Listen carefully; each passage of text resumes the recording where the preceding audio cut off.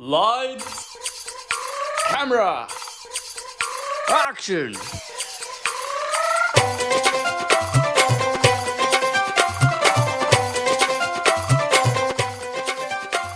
Hello, मेरा नाम है राघव शर्मा, जैसे कि आप जानते हैं। और आज हम लेके आए एक नया व्लॉग जहाँ पे हम आज आपको लेके जाने वाले हैं एक सेट पर। तो मैंने रिसेंटली एक एड फिल्म करा था जिसकी मैं भी डिटेल्स शेयर नहीं कर सकता because of obvious reasons, but या मैं उसका व्लॉग बना लिया। मैंने सोचा किसी ऐसी जगह पे जा रहे हैं जिसको मैं दो चीज़ों में यूज़ कर सकता हूँ, एक से व्लॉग बना लेंगे, दूसरा से शूट तो हो ही रहा है, डबल एंटरटेनमेंट, एड भी देखने मिल जाएगा और व्लॉग भी देखने मिल जाएगा। हमारा कॉल टाइम था, इसको कॉल टाइम का नाम बताओ। कॉल टाइम होता है कि आप शूट लोकेशन पे कितने बजे बुलाया जाए, उसको बोलते हैं कॉल टाइम। तो हमारा कॉल टाइम था सुबह 6 बजे का। एंड 6 बजे आप लोगों को लग रहा होगा ठीक है यार 6 बजे ही तो जाना है, उठ के चले जाएगा।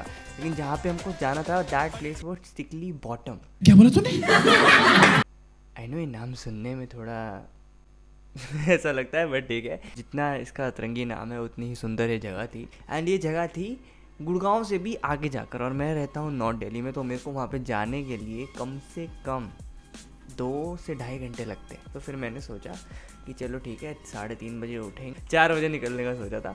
सीन ये था कि मेरे को 4:45 तक ग्रीन पार्क मेट्रो स्टेशन पहुँचना था कैब से, और वहाँ पर मेरे को प्रोडक्शन की गाड़ी उठाने वाली थी। तो सीन ऐसे हुआ कि मैंने कैब कर ली और उस कैब मेरी जो फटी है क्योंकि वो कैब ड्राइवर सो रहा था।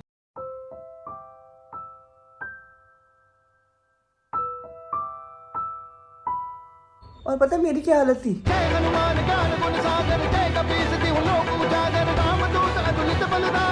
कुछ ना कुछ करके उस बंदे ने हाईवे पे, फ्लाईओवर हाईवे, मेन रोड्स पे 10 से 20 की स्पीड पे गाड़ी चला के मुझे कैसे ना कैसे करके ग्रीन पार्क पहुंचा दिया। मैंने भगवान का शुक्र मनाया कि भगवान भले हो तुम्हारा, मैं रोज पैदल मंदिर आऊँगा। उसके बाद हम पहुंचे ग्रीन पार्क। ग्रीन पार्क से हमको प्रोडक्शन की गाड़ी मिली और प्रोडक्शन की गाड़ी में बैठ के हम निकल दिए अपनी डेस्टिनेशन टिकली बॉटम के लिए।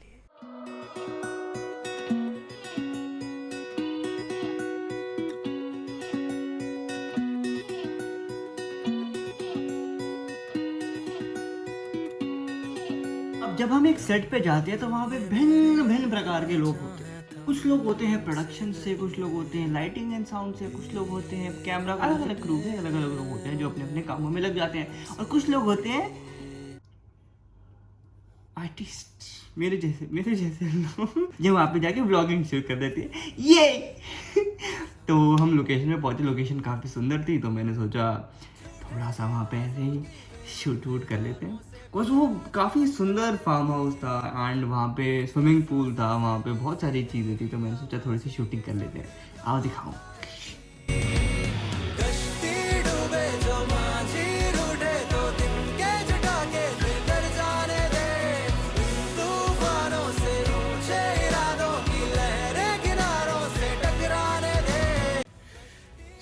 थोड़ा व्लॉगिंग करने के बाद मुझे बुला लिया गया था बिकॉज उन्होंने बोला था आ जाओ अब तुम्हारी बारी है। और शूट की बेस्ट चीज़ ये होती है कि जैसे ही आप शूट पे जाते हो और आप आर्टिस्ट हो वहाँ पे तो सबसे पहले चीज़ होती है आपका मेकअप करा जाता है। ओए होए, पैम्परिंग तो यार भाई को बचपन से पसंद है। अब मेरी पैम्परिंग कोई करे और मैं वहाँ पे व्लॉग ना करूँ, आनंद ना उठाऊँ, ऐसा हो सकता है?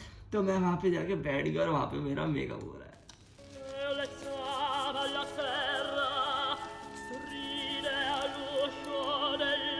शेव करा दिए, then get lost। तो मेकअप करने के बाद बुला लिया मुझे मेरे पहले सीक्वेंस के लिए। पहला सीक्वेंस ही ऐसा सीक्वेंस था जिसने मुझे नंगा कर दिया, क्योंकि पहला सीक्वेंस था शावर में नहाने का सीक्वेंस। देखना है? क्यों नहीं? देखना है? You naughty, you teasing me, you naughty। चलो दिखाता हूँ। मैं नहीं दिखाऊंगा। मम्मी को बता दूंगा तुम्हारी ऐसी चीजें देखना चाहते हो, मतलब शर्म नहीं आती? पढ़ाई करो जाके बेशक। बट एनीवे, तो ऐसे ही हमने बहुत सारे सीक्वेंसेस शूट करे, अलग अलग जगहों पे अलग अलग सीक्वेंसेस शूट करे। एंड उसके बाद सेट पे आया सबसे क्यूट, सबसे बढ़िया एंड सबसे छोटू सा मेंबर, कोको।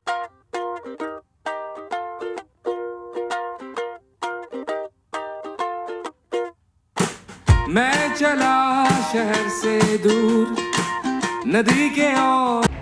ये कौन है? ये कौन है? ये कौन है? ये देख दोस्त। अब जो कोको है कोको नाम ना बड़ा बहुत ज़्यादा ही ना एकदम एलीट नाम, एकदम बहुत ज़्यादा अंग्रेजों वाला नाम था। तो हमने कोको जी का नाम बदल के रख दिया मूलचंद जी। अब जिन को पता है कि मूलचंद जी कहाँ का रेफरेंस है तो चुम्मी पॉइंट्स फॉर यू, और अगर किसी को नहीं पता मूलचंद जी कहाँ का रेफरेंस है तो मार दो मुझे, तुम इतने गंदे निकलोगे मैंने कभी सोचा भी नहीं था। अरे मार दो मुझे। तुम क्या कर रहे हो? तो जो हमारा शूट था वो चला था पूरे 11 घंटे। जी हाँ, तो हमने सुबह 6 बजे से लेकर शाम के 7 बजे तक शूट किया था। एंड वहाँ पे हमारा मेन प्रायोरिटी ही शूटिंग का था, इसलिए व्लॉग का पार्ट थोड़ा कम रहा। एंड मैंने ये भी सोचा था कि इस व्लॉग में मैं शूट के साथ साथ थोड़ा अपनी जर्नी के बारे में भी बताऊँगा, बिकॉज बहुत कम लोगों को पता है कि मैं एज इन एक्टिंग फील्ड में भी हूँ। सबको लगता था कि मैं कंटेंट क्रिएशन, व्लॉगिंग ये सब करता हूँ, बट अपार्ट फ्रॉम दैट मैंने थोड़े बहुत प्रोजेक्ट्स भी करे हैं रिलेटेड टू एक्टिंग लाइक। सो या मैंने सोचा कि थोड़ी बहुत इन्फॉर्मेशन यहाँ पे भी बता दूँ कि मेरी एक्टिंग का सीन कैसे स्टार्ट हुआ, कहाँ से मेरी शुरुआत हुई, कैसे मैंने शुरुआत करी, मैंने क्यों शुरुआत करी, हर चीज़ के अलग अलग रीजंस हैं। सो मैंने सोचा इस ब्लॉग में आधा तो शूट वाला बताऊँगा और आधा बताऊँगा कि how did I get there. So let's start that.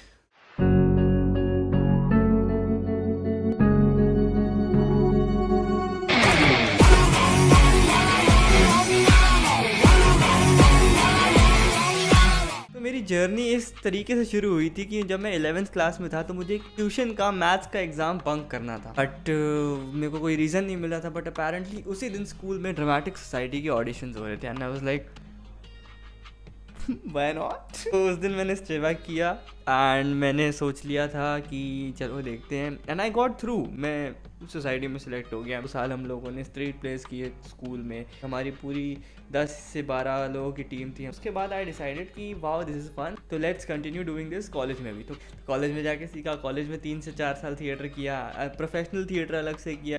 But यही है कि हाउ कैमरे में कहाँ से घुस गए। ऐसा था कि यार 2018 से ही आई स्टार्टेड गिविंग ऑडिशंस। कभी घर पे ऑडिशंस दिए, कभी बाहर जाके ऑडिशंस दिए, पर बहुत सारे ऑडिशंस दिए। अगर मैंने 100 भी कम है, मैंने 100 से तो बहुत ज़्यादा ऑडिशंस दिए होंगे, लेकिन अगर मैंने 100 ऑडिशंस दिए हैं तो उनमें से 99 क्लियर नहीं हुए। लोग कभी कभार फेल होते हैं, मगर एक आर्टिस्ट हर दिन फेल होता है। मगर वो हर दिन फेल होने के बाद भी फिर से खड़ा होता है अगले दिन फिर से प्रयास करने के लिए, अगले दिन फिर से हासिल करने के लिए, अगले दिन फिर से ट्राई करने के लिए। वो ये है कि ये फील्ड ऐसी है आर्ट एक्टिंग की, बाकी आर्ट फील्ड ऐसी है कि ये आपको फेलियर से लड़ना सिखा देता है मेरे हिसाब से। मेरा फर्स्ट प्रोजेक्ट 2018 का था, जब मैं बैकग्राउंड एक्टर की तरह काम किया था। कोने में छोटा सा मैं दिख रहा हूँ, पर ठीक है, बैकग्राउंड से फोरग्राउंड में आने तक की बहुत मेहनत है, बहुत हसल है, वो करी है, अभी आगे भी जाके करते रहेंगे। फिर जैसे आगे बढ़ते रहे, थोड़े प्रोजेक्ट्स मिलते रहे, शॉर्ट फिल्म्स मिली, फिर एक मिला मेरा जो मेन प्रोजेक्ट आज तक का जो सबसे बड़ा मेरा ब्रेक था, वो मेरे को 2020 में मिला था, जिसमें मैंने जुगाड़िस्तान एक वेब सीरीज में काम किया था। जुगाड़िस्तान में जब काम किया था तो काफ़ी खुशी भी हुई थी, क्योंकि वो मैंने अपने पेरेंट्स के साथ बैठ के देखी थी, अपनी फैमिली के साथ बैठ के देखा था। एंड वो काफ़ी अच्छा लगता है जब आप टीवी पे आ रहे हो, आपकी पूरी फैमिली साथ में बैठी है एंड देयर लाइक